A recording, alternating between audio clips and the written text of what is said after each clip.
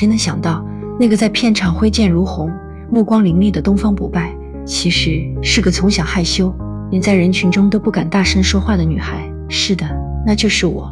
在无数观众记忆里，我似乎总是闪着光的。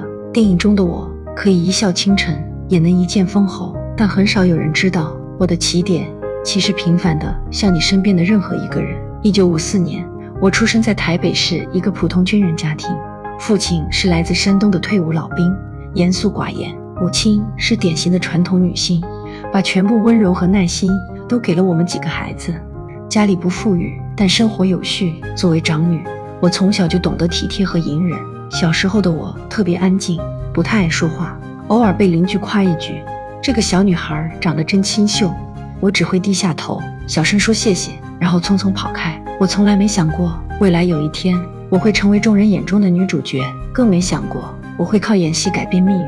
青春期的我也不过是万千少女中的一个，憧憬爱情，热爱文学。1972年，我考入中国文化大学中文系，原本打算毕业后当一名中文老师，可命运似乎早早埋好了伏笔。那年，琼瑶的团队正在寻找窗外的女主角，他们要的是一个眼神清澈，像是从文字里走出来的女孩。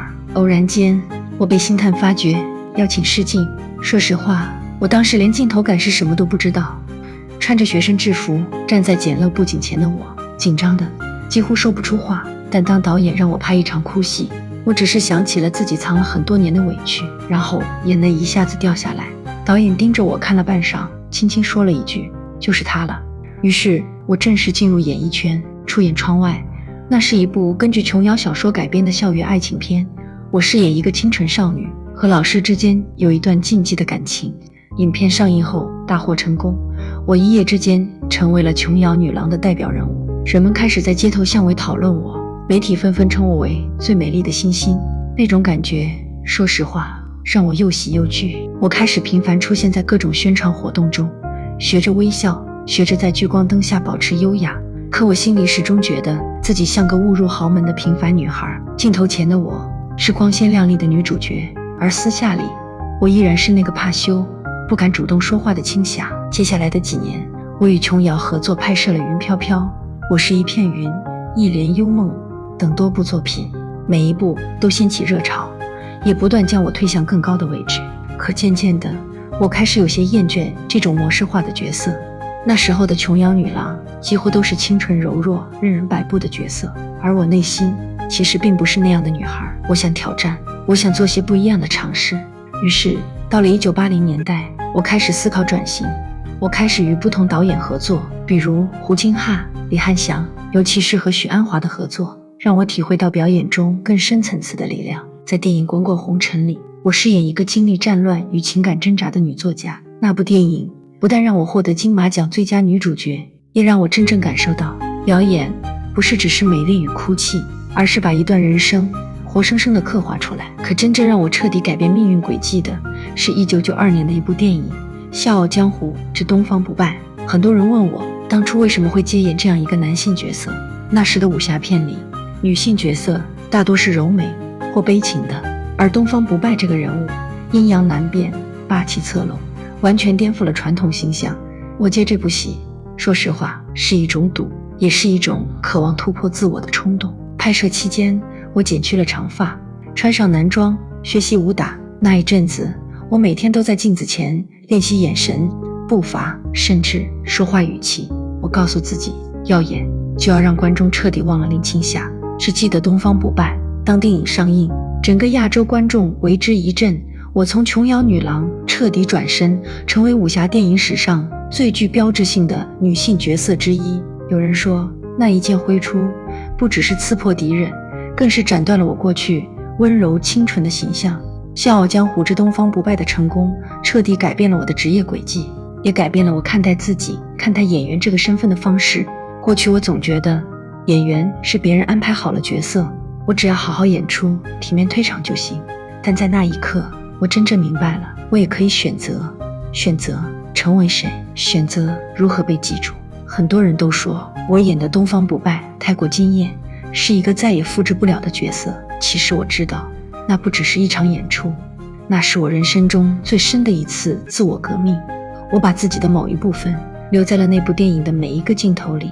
那段时间，我接连拍摄了几部武侠片，包括《新龙门客栈》《白发魔女传》《刀马旦》等，角色越来越有个性，故事也越来越离我小时候想象的电影世界遥远。可我并不觉得疲惫，反而越战越勇。我享受那种从头到脚脱胎换骨的过程，喜欢在剧组里待着，思考人物背后的情绪和命运。但越往高处走，心里却越是空。那个时候我已经30多岁，身边人来人往，有的成为合作伙伴，有的成为流言素材。唯一始终围绕我不散的是关于我和秦汉的故事。我和他相识于1976年的《我是一片云》，那时候我们都是琼瑶笔下的主角。我们合作过太多部电影，什么情侣档、荧幕恋人，这些标签已经成为大家提起我们的固定说法。可真正的故事不是3言2语能讲完的，它沉稳克制，而我感性易动情。我们之间的感情从未被我们公开确认过，却被观众、媒体甚至身边的人当作理所当然。其实我们曾经也试图认真对待彼此，可现实从来都不是琼瑶小说写的那么浪漫。他的家庭，我的挣扎，我们始终走不出那个只是荧幕情侣的魔咒。每次合作拍戏，我们都像2个世界的旅人，在片场短暂靠近，然后又各自归位。我记得最深的是一次杀青后，我一个人站在片场门口，看着他远去的车尾灯，心里那种无法言说的落寞，像一把钝刀慢慢划过心口。我没有大张旗鼓地宣泄什么，只是默默把情绪藏进角色里。所以有人说我在《滚滚红尘》里的演出格外动人，其实那不过是我借角色说了一些自己不敢说的话而已。到了90年代中期，我开始逐渐减少演出，不是没有机会，而是我真的累了。20多年，从清纯少女到江湖霸主，我几乎没有真正喘息的机会。我需要一个出口，需要一点真正属于我的人生，而不是角色的。就在这个时候，我遇见了行李吧。他不是圈内人，是一个沉稳专注的企业家。他的世界与我的完全不同，甚至可以说是2个平行宇宙。但正因为如此，我反而感到一种前所未有的安定感。他从不要求我去扮演谁，也从不打听我的过去，他只是说，你是你，我喜欢你。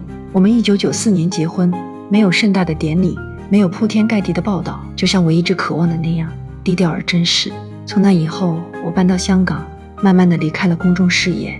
也有人说我急流勇退，其实我只是觉得是时候把自己还给自己了。我开始享受平凡生活，早起煮茶，陪女儿写作业，跟朋友去爬山。以前我不懂什么是岁月静好，但那几年我真切体会到了。有时候我会站在窗前看着日落，想起过去那些匆忙疲惫却热烈的日子，心里没有遗憾，只有感谢。当然，演艺圈的旧朋友、过往作品依然时不时回到我梦里。我还是那个穿着学生制服的女孩，奔跑在雨中，哭着喊老师我喜欢你。又或是披着红袍，手握长剑的东方不败一跃而起，天地皆惊。人生的高光时刻也好，低谷的沉寂也罢，都是我。我不曾拒绝过任何一个阶段，他们一起组成了现在的我。离开荧幕之后，我并没有完全与这个世界断开联系，只是从前的我是站在舞台中央，灯光打在我脸上，而现在的我更像是坐在台下，静静地看着别人发光。这样的角色转换对我来说不是一种失落，而是一种回归。我开始写作，不是为了出版，不是为了任何评奖或名声，只是单纯的想写，把心里那些多年沉淀下来的故事记忆，还有一些说不出口的情绪，用文字慢慢理出来。最初只是记日记，后来朋友鼓励我不如试试看出版散文集。我有些犹豫，毕竟我习惯了以演员的身份被认识，而不是一个作家。但转念一想，我的确有话想说，关于青春，关于爱情，关于老去，也关于岁月如何雕刻了一个人的样子。于是窗里窗外诞生了，那是我人生中第一本散文集。出版之后意外获得了很大的反响，很多读者说看完之后才知道，原来那个光鲜亮丽的我也会纠结，也会落泪，也会在深夜一个人失眠。我开始意识到，原来我从未真正远离观众，只是我们换了一种方式对话。写作成了我生活的一部分。我每天清晨起来，喝一杯温水，然后安静地坐在书桌前，回忆旧事，记忆像老照片，一张一张慢慢浮现出来。有时候是拍戏时的一次笑场，有时候是某年某月某天在机场转角和一位老友擦肩而过，还有时候是一个观众在街头悄悄对我说：“谢谢你陪我长大。”我也开始走出书房，偶尔参与一些文化访谈、朗读活动。有人问我：“你现在还怀念演戏吗？”我笑笑说：“演戏是我青春的一部分，我怀念，但我不执着。人生不同阶段有不同的风景，我已经看过太多绚烂，现在只想好好走在自己的节奏里。当然，偶尔我还是会被邀请出席一些典礼或者电影节，有时站在台上看着台下的年轻演员们，我仿佛看到过去的自己，他们眼里闪着光，那种对表演的热爱，对世界的渴望，我懂得太深。有人说你是一个时代的符号，我听到这句话时没有骄傲，只有温柔的感动，因为我知道这个时代不只是我一个人撑起来的，它是一代又一代人的共同回忆。我也明白，现在的我更多的是一种记忆的载体。年轻人可能未必看过我早年的电影，但他们在父母的讲述，在电视重播里，在一些经典桥段的片段中知道了我，而我很感恩还能以这样的方式存在于某个角落。现在的生活节奏很慢，我喜欢慢慢让人沉淀，慢让人看清自己。我会带着家人去旅行，或者一个人跑到山里写作。每天傍晚，我最喜欢坐在阳台泡一壶茶，看日落，把天空染成橘红色，那种宁静跟我曾经面对万人瞩目的红地毯是完全不同的心情。有时候我也会想象，如果当年我没有街牌窗外，会不会我的人生就完全不一样？也许会，但我从不后悔，因为所有的相遇，所有的选择，哪怕当时看起来是冲动或误打误撞，最后都成就了现在的我。我从那个站在片场镜头前，脸颊红润，眼神怯生生的女孩，走到了今天这个可以坦然面对岁月，面对自己的女人。我经历过高峰低谷，经历过爱与离别，也终于学会了放过自己。我始终相信，人最重要的不是拥有多少掌声，而是到了某个年纪后，回望过往，还能温柔地对自己说一句：“你做得很好，真的。”